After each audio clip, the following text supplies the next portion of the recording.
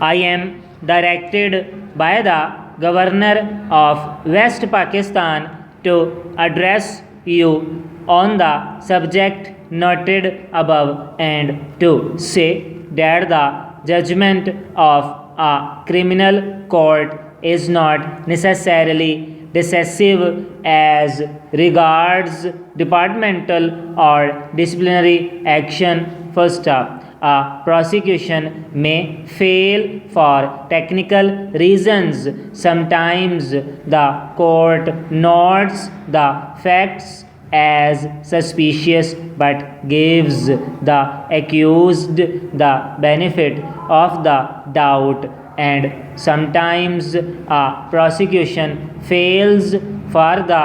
patent reason that witnesses have been bought over. First up, in all such cases, it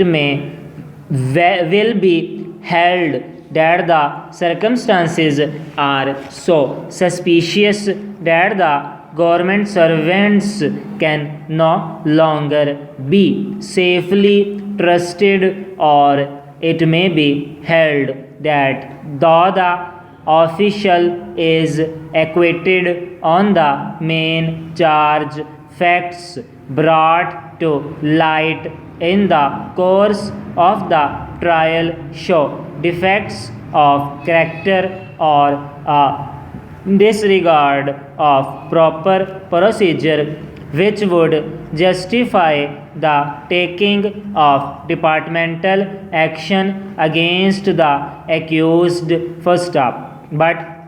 departmental action should not follow a prosecution which has failed for the sole reason that witnesses have been bought over, unless the court itself has noted that the witnesses have been influenced. First up, frequently, however, the above elements are absent. For example, when an official is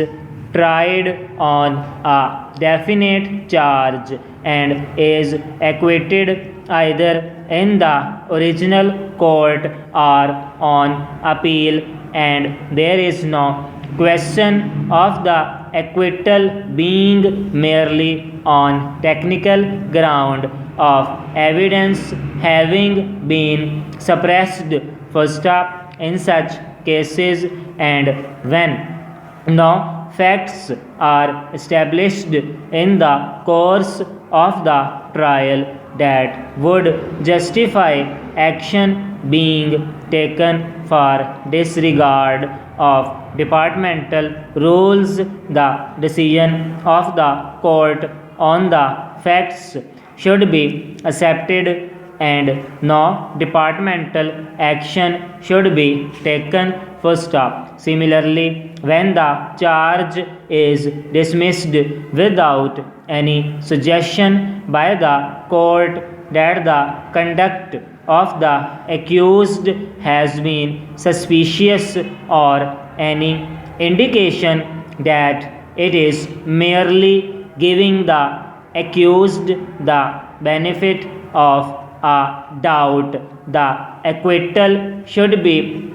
treated as an honorable acquittal and no further departmental action should be taken. First up.